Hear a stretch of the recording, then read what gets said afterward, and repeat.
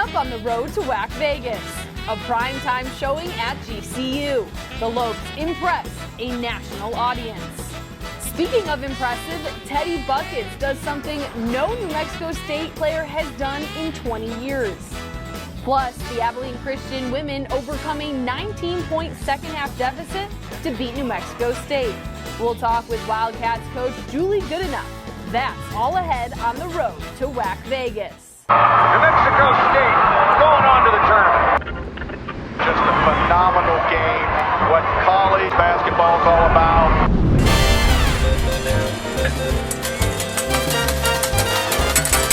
Welcome to the road to WAC Vegas. I'm Kendra Sheehan. The GCU Havocs welcomed ESPNU to the party on their Phoenix campus. The energy from the crowd helping the Lopes to their 6th straight victory.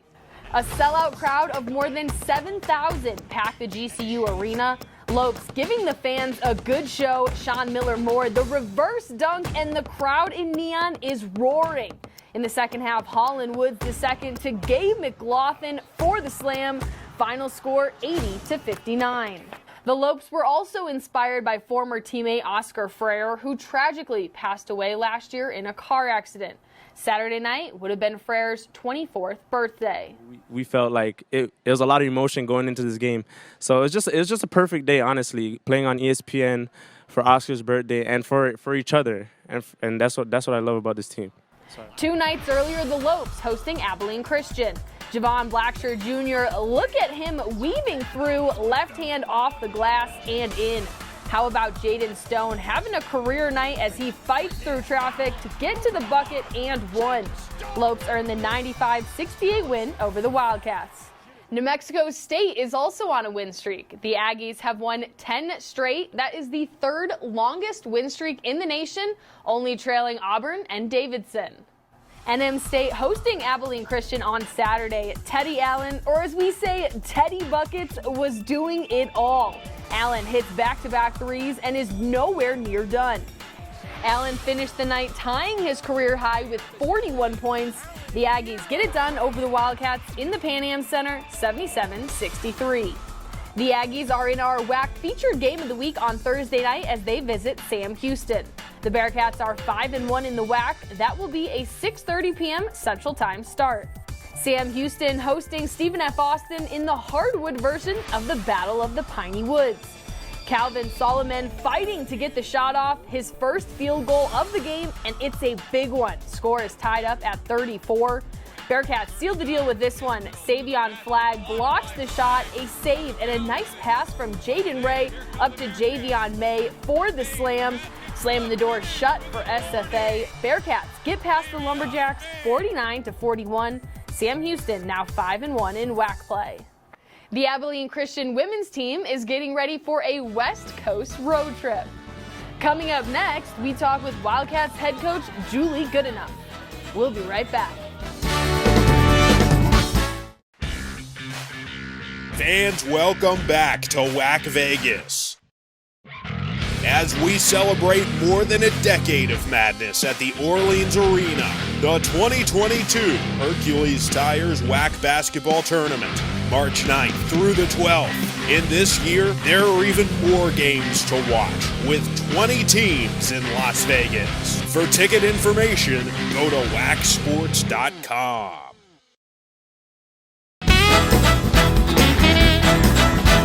Welcome back to the road to WAC Vegas. I'm Kendra Sheehan, joined by Abilene Christian women's head basketball coach Julie Goodenough.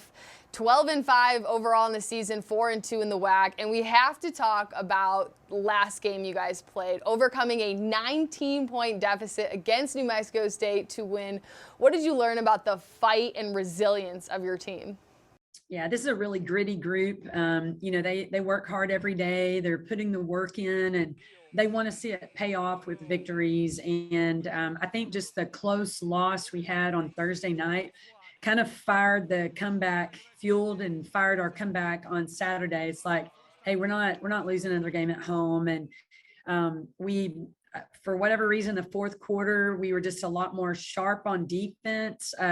We really took responsibility for defensive assignments, and I really credit our defensive stops in the fourth quarter to the comeback, because our defensive stops carried us into some early offense baskets, and our players just never gave up. They continued being coachable and encouraging each other, and our home photographer, he did a great job taking pictures of our bench. Our bench just stayed into the game until the final buzzer. But we've been down in quite a few games this year that we've been able to overcome some deficits and get the win, but nothing like the 19-point deficit. And so just really proud of our team for not quitting, not throwing in the towel. They just continue to play hard. And like I said, I think just the way we started the fourth quarter and continued playing really good team defense in the fourth quarter was a big key to finishing that game off with a win.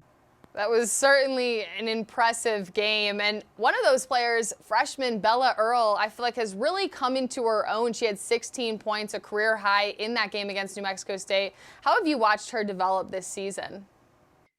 It's mid-January, and this is about the time that things really start clicking for freshmen.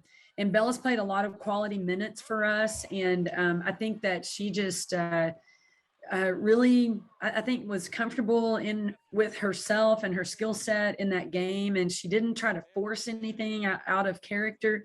She let the offense come to her. She benefited a lot from our defensive stop. She's the first player down the floor, so we were able to kick the ball up the floor to her.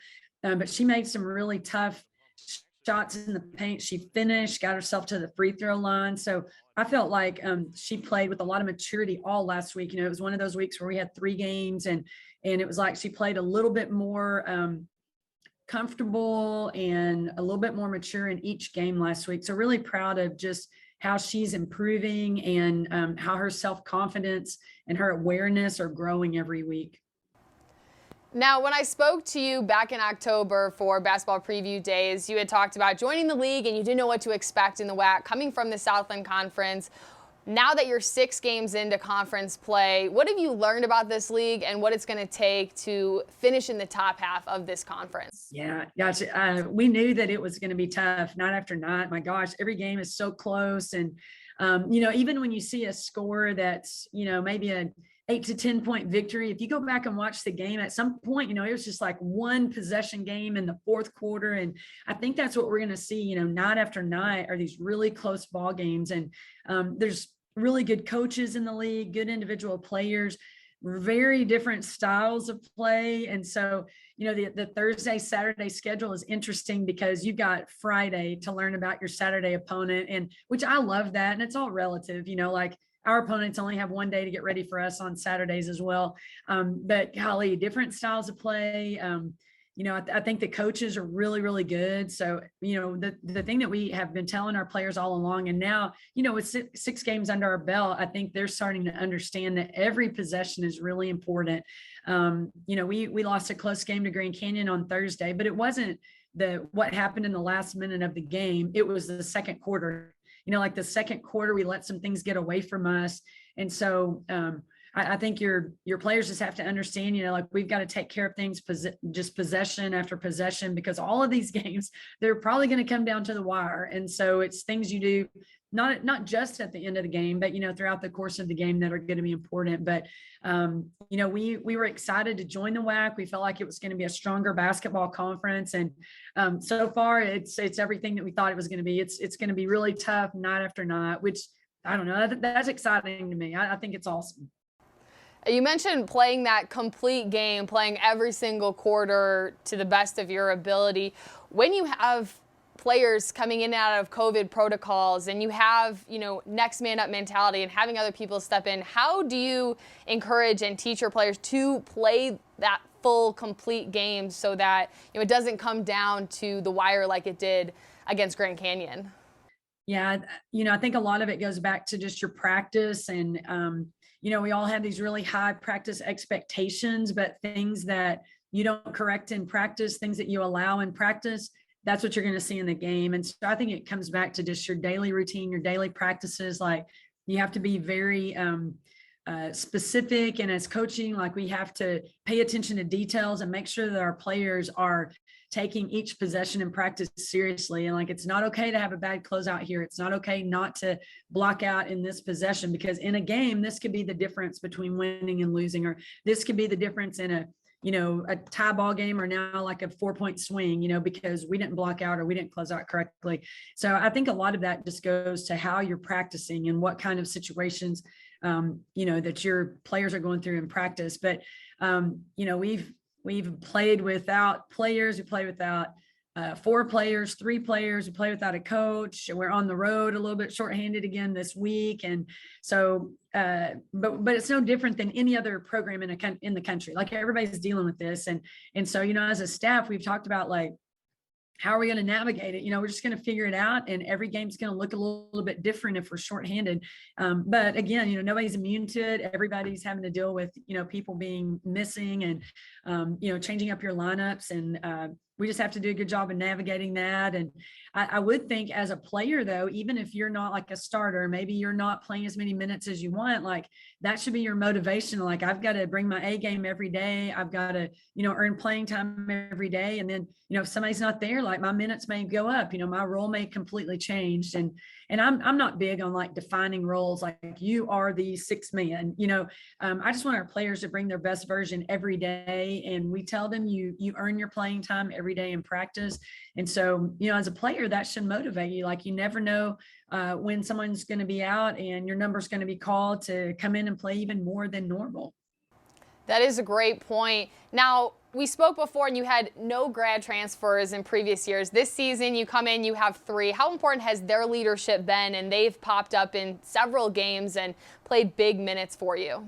Oh yeah, they're 3 of our top, 6 or 7 players. And we, in probably just about every game, we've had at least 2 super seniors that have started for us. And they've been incredible, just their veteran leadership, their experience. I feel like the older team we can have on the floor when we need to make a push, when we need to right the ship, it has really helped us, because they've been in those tight situations. They've been in the situations where you need to get a stop and you need to score. And so just their maturity, their veteran experience has been invaluable to us.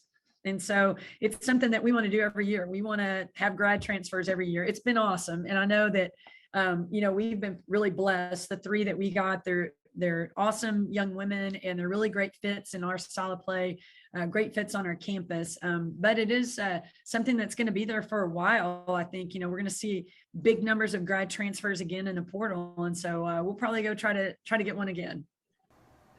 Now we got to talk about, you're out west. You're on a road trip out west. You got Seattle U and then California Baptist, the team that won the WAC tournament last year. Obviously a big team to beat in this league. How prepared do you feel like your team is right now? I'm very thankful we have another practice today to get ready for our Seattle game. Guys, they have so many good pieces in every position, and I know they've been hit hard with the virus, and they've had a lot of different lineups and had to rely on different players, but I think they're really good. Playing in someone else's house is a little difficult. You've got to bring your defensive intensity on the road with you. But we feel good about going into Seattle. We really try to take everything one day at a time. And so today is just simply practice for that Seattle game. And we'll talk about Cal Baptist after the game on Thursday.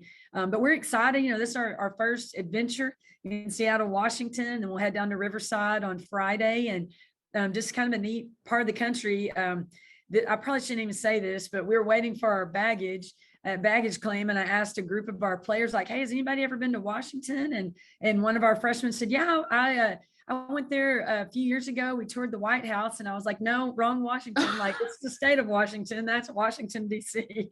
And so I guess we should have pulled a map out to show where the western side of the country is. But anyway, we've had a great day. It's cold and kind of rainy. We saw a bunch of fish at the fish market today, just different things that, our kids wouldn't see in Abilene, Texas. But, we're excited to be here, just experiencing the WAC on the road this week. Lastly, when I spoke to you guys earlier, it seemed like you guys were such a close-knit team, and that was the beginning of this season. How close has this group gotten, and how much have you seen that chemistry off the court transfer to the way that you guys play on the court? I would just speak to our last 4 games. We played without starters, we played without teammates, and I felt like every game our players really rose to the occasion. We won at Sam Houston, very, very shorthanded there, and our players just all stuck together, and they believed in what we were asking them to do. We had to tweak some things just because we were shorthanded, and they did a great job with that. We lost a close game on Thursday night, and then Saturday we dug ourselves a deep hole and no one threw in the towel. Our bench got even louder and more encouraging. Halftime, they were really coaching each other up. And I think that speaks volumes to how much they love each other. And, they care about making this season a really special season.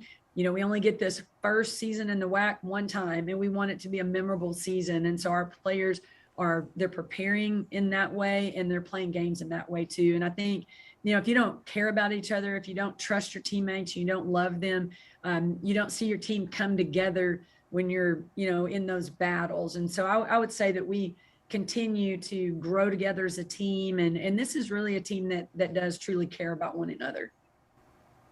Well, Coach Goodenough, thank you so much for joining us. Good luck this week. Your Abilene Christian California Baptist is our featured game of the week, and we'll break down that incredible 19-point deficit to come back and win just ahead after the break. Stay with us.